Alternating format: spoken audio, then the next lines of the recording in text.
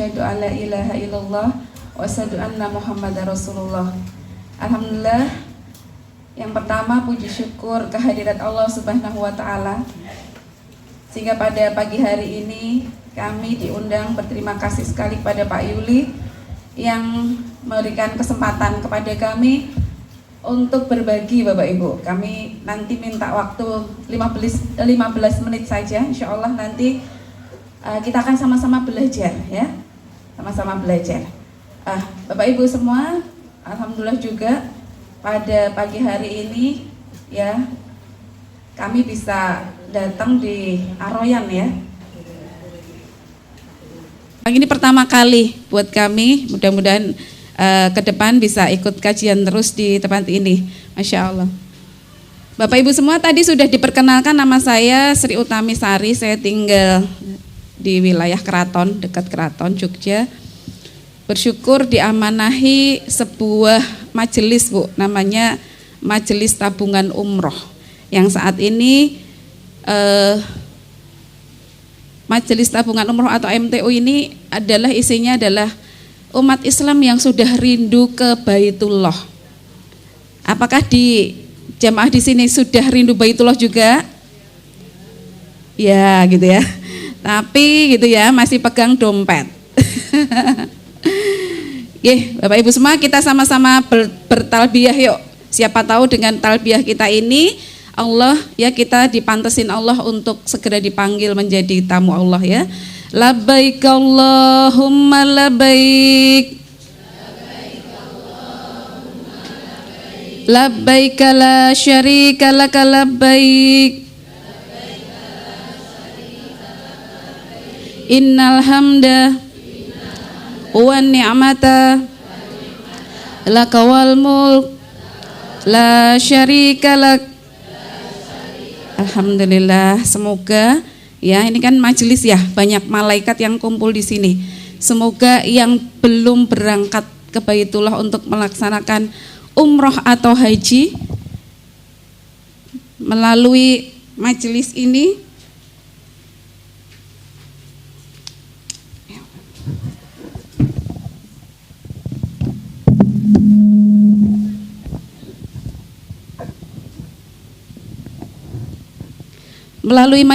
Allah pantaskan segera untuk dipanggil menjadi tamunya, baik haji maupun umroh. Amin ya, semoga kita semua yang belum pernah sampai ke sana dimudahkan Allah. Satu langkahnya adalah tolabul ilmi dulu ya. Gimana sih sebetulnya hakikatnya umroh dan haji, gitu ya. Bapak Ibu semua, saya ada pertanyaan.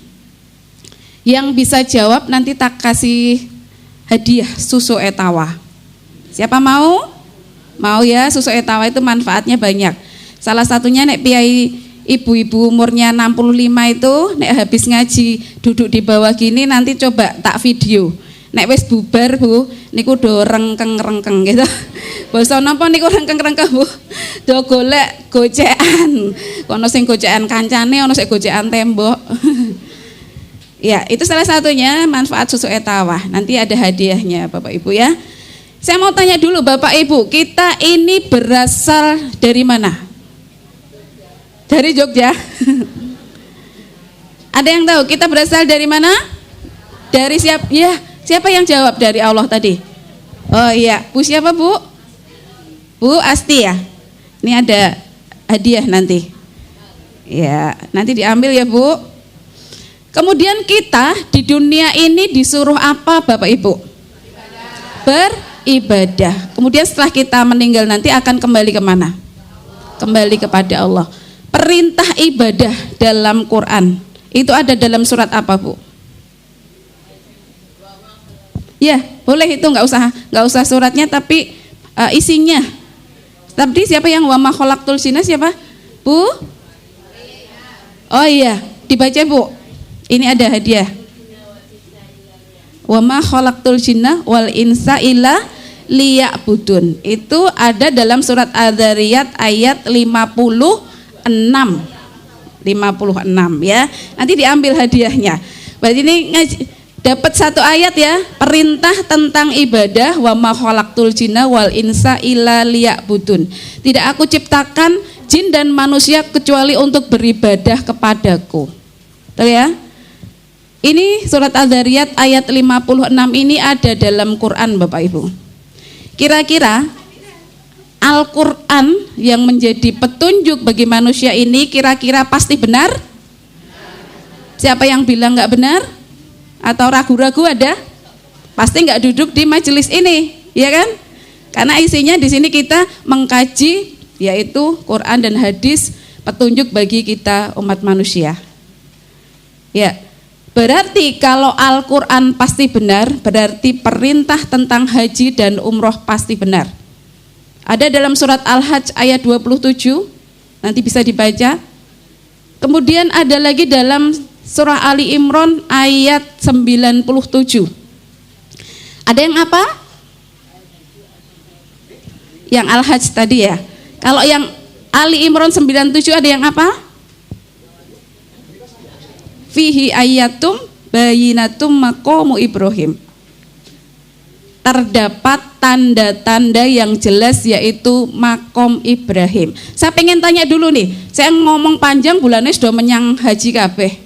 Ya, saya pengen tanya dulu yang pernah haji atau umroh boleh angkat tangan, yang sudah pernah. Masya Allah banyak juga ya. Bu yang sudah pernah kalau ditanya pengen berangkat lagi mboten? Pengen. Biasanya sing wis tau niku pengine luweh-luweh timbang sing dereng nate Bapak Ibu. Jadi yang sudah pernah pasti tahu makom Ibrahim ya. Apa itu makom Ibrahim? Telapak kaki Nabi Ibrahim ketika meninggikan Ka'bah, yang kayak apa, kurungan emas itu ya, dekat Ka'bah ya, yang pernah sampai ke sana. Itu ayatnya, terdapat tanda-tanda yang jelas yaitu makom Ibrahim. Barang siapa memasukinya Baitullah maka amanlah dia. Yang pernah sholat di depan Ka'bah Bu, siapa? Boleh angkat tangan yang sudah pernah sholat di depan Ka'bah. Rasanya pripun Bu? Ayem, tentram. Tadi disebutkan di situ ayatnya, amanlah, merasa aman, gitu ya. Terus ada lanjutannya Bu. Ini yang biasa dipakai untuk pembenaran. Kenapa banyak yang belum berangkat? Karena merasa ayat ini ya belum dipahami secara komplit. Ya, dengarkan ya lanjutan ayatnya. Kewajiban manusia terhadap Allah adalah melaksanakan haji ke Baitullah. Berarti wajib mboten haji? Tadi sudah dikatakan Al-Quran pasti benar, berarti ayat ini pasti benar. Tapi kan ada lanjutannya Bu, bagi yang mampu, gitu? Bagi yang mampu. Terus bali kajian niki mengke do muni. Sing mampu apa ade kan durung mampu atau yu? Awake dhewe kan isih duwe utang. Ampun banter-banter nek niku wau nggih. Bagi yang mampu, Bapak Ibu semua, kita tidak boleh mengambil satu ayat dan meninggalkan yang lain. Kafaroh haqqo. Semua yang ada dalam Quran pasti benar, maka perintah ini juga pasti benar. Bagi yang mampu mengadakan perjalanan ke sana. Bapak Ibu pernah lihat seorang bapak-bapak tawaf di Masjidil Haram lantai 2 yang kakinya cuma satu. Pernah ya di YouTube lihat atau seliweran di TikTok? Kalau sering pengen lihat tentang umroh haji di TikToknya, nanti algoritmanya muncul terus itu. Nah maka sekali-sekali lihat ya, diketik aja tawaf ya, orang cacat tawaf gitu. Nanti muncul yang kakinya satu. Bapak Ibu, yang kakinya satu tawafnya di lantai 2 itu lebih luas, lebih panjang timbang kita yang kakinya 2 Bu. Yang kakinya 2 itu kita malah mepet sama Ka'bah, deket. Artinya apa Bapak Ibu? Artinya Allah itu akan memampukan hambanya yang dipanggil. Jadi kuncinya bagaimana Allah itu mantesin kita untuk dipanggil. Apa saja yang membuat kita pantas Bapak Ibu? Yang membuat kita pantas di situ disebutkan ya, ada lanjutan ayatnya. Ini bukan tentang pantasnya tapi tentang warning. Warning itu atau peringatan. Ya. bagi yang mengingkari kewajiban ini, lanjutan ayatnya tadi, Allah itu maha kaya, tidak membutuhkan apapun dari seluruh alam. Jadi haji dan umroh itu bukan kebutuhannya Allah, tetapi kebutuhannya kita, Bapak Ibu. Jadi kita yang butuh. Kenapa? Karena ada fadilahnya. Yang pertama, dihapuskan semua dosa-dosa kita. Sinten sing di sini yang hadir di majelis ini yang nggak punya dosa boleh angkat tangan, tak kasih etawa. Ada yang nggak punya dosa? Saya pernah ngisi, Bu, ratusan jamaah. Tiba-tiba ada di belakang itu bapak-bapak saya, Bu Tami gitu. Wah, kaget aku, randu itu so kayak bapaknya aku. Terus ketika saya tanya, pripun Pak? Saya yang paling banyak, katanya begitu. Jadi Bapak Ibu, dosa kita itu dari kita kecil sampai sekian ini, barangkali ada yang belum pernah kita taubati. Nah, maka janjinya Allah bagi yang berhaji dan berumroh akan dihapuskan semua dosa-dosanya. Yang kedua, akan diijabah semua doa-doanya. Masih berdoa, Bu? Habis sholat atau Allahumma lantas jalan? Masih doa ya? Doanya diantaranya apa? Diapuro dosane, gitu. Diluaskan rezekinya. Dijadikan anak yang soleh soleha. Nanti ketika meninggal husnul khotimah. Doanya kan begitu ya? Nah, kata Allah, bagi siapa yang berhaji dan berumroh akan diijabah doa-doanya. Maka kenapa ketika tetangga kita yang mau haji kita nitip doa tirik-tirik gitu, Pak jenengan ajeng tindak kaji toh, kula nitip doa nggih. Wah kok doa banget Bu, ngantek pirang-pirang halaman le maca nggak angel. Kadang kita kan begitu, karena saking apa? Saking kita ini membutuhkan, oh ternyata katanya kalau yang berangkat haji atau umroh itu kita titipin doa, nanti didoakan di sana, insya Allah diijabah Allah gitu. Maka sampai segitunya kita sampai nitip-nitip gitu ya. Kemudian yang ketiga, dilipat gandakan pahalanya. Kenapa? Karena sholat di masjidku, kata Rasulullah, pahalanya 1000 kali, illa kecuali di Masjidil Haram pahalanya 100.000 kali. Jadi jenengan sholat teng riko 1 rakaat, teng kemiri niki pundi jenenge kemiri pundi mau?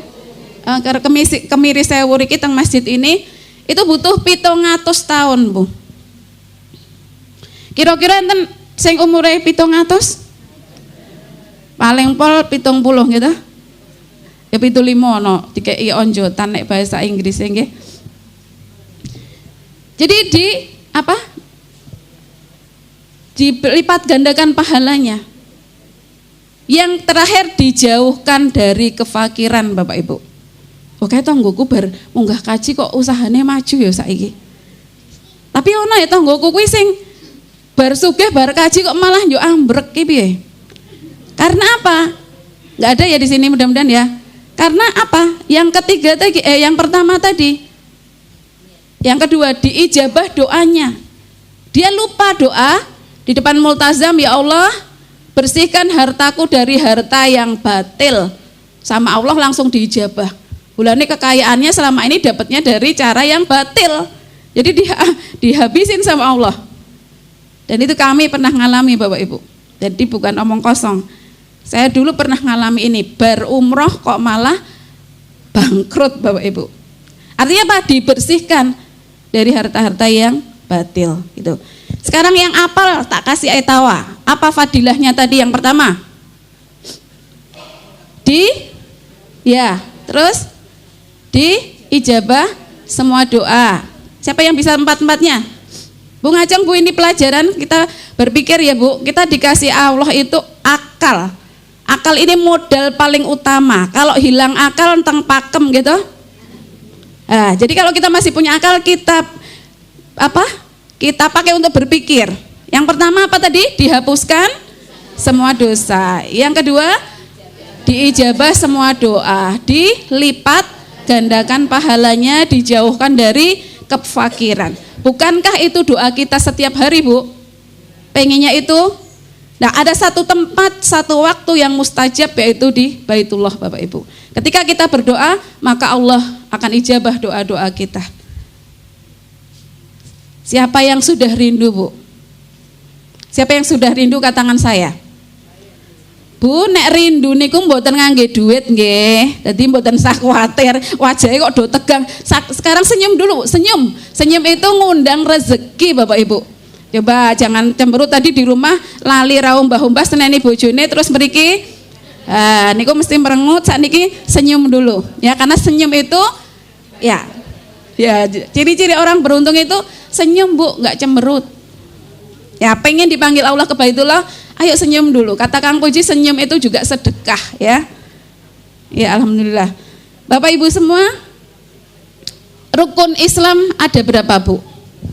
1, 2, 4, 5, 5. Ya? Pekarangan. Ruko. Napa meleh? Mobil. Lah sakniki jenengan dereng tindak ning duwe niku kabeh to?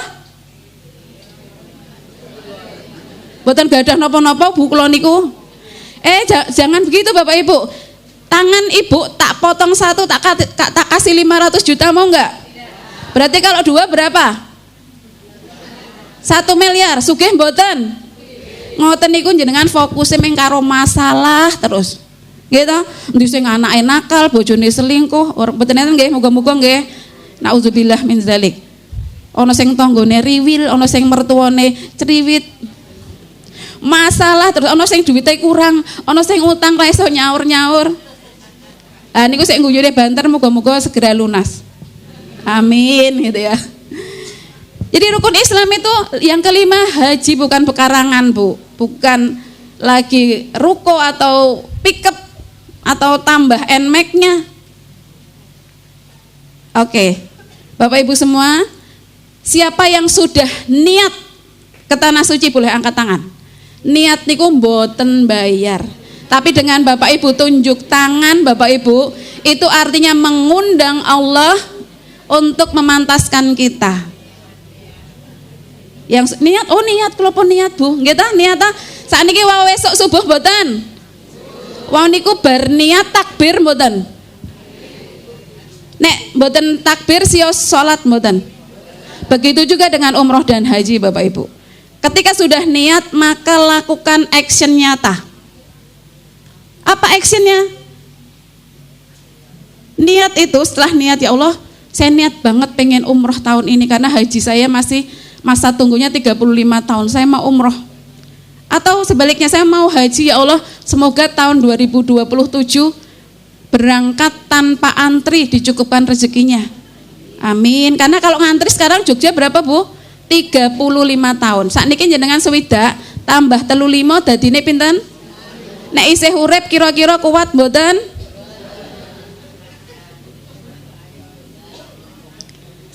Nah, setelah niat kemudian lakukan action nyata Bapak Ibu. Apa actionnya? Nek jenengan gadah arto, datang ke biro, silahkan ke biro manapun, daftar Bapak Ibu. Silahkan ke biro manapun daftar. Setelah itu nabung Bu. Alhamdulillah saya diamanahi sebuah majelis namanya Majelis Tabungan Umroh. Saat ini sudah banyak yang bergabung bersama kami, ikut kajian kami. Jadi mek ngaji Bu. Ngaji terus nabungnya di BPD Syariah. Jadi bukan kami bukan lembaga keuangan, kami tidak boleh menerima uang. Jadi nabungnya di BPD Syariah yang sudah bekerja sama dengan kami di Majelis Tabungan Umroh. Saat ini jamaahnya sudah 1.000 lebih. Dan satu-satu sudah berangkat Bapak Ibu. Besok insya Allah Agustus ini masih ada seat 15 seat ya. Kami akan berangkat 2 bus dari yang tadinya nggak punya uang itu.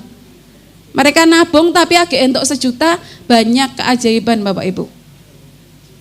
Bapak Ibu, kalau haji dan umroh itu adalah rezeki, maka rezeki dalam Islam itu terbagi 2 sisi Bapak Ibu.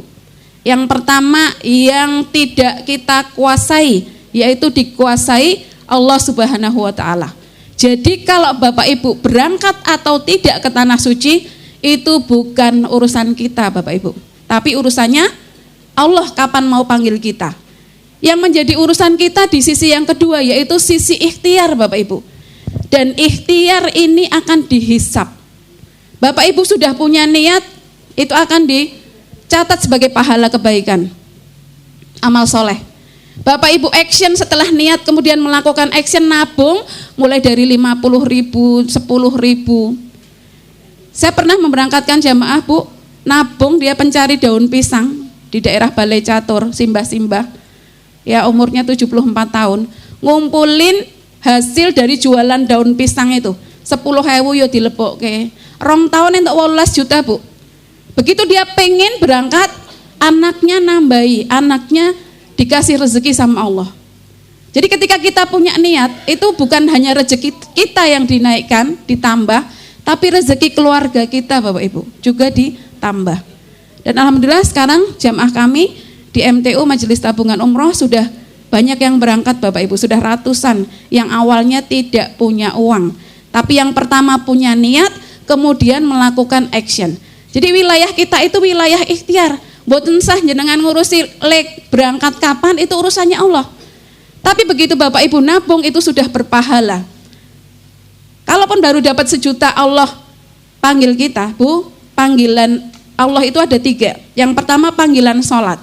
Tadi sudah dipanggil sholat subuh, sudah sholat. Yang kedua panggilan ke Baitullah. Sampun dereng? Ada yang sampun, ada yang dereng ya. Kalau yang ketiga panggilan ke rahmatullah, enten sampun? Oh dereng nggih. Wong tesih begegek teng mriki kabeh nggih.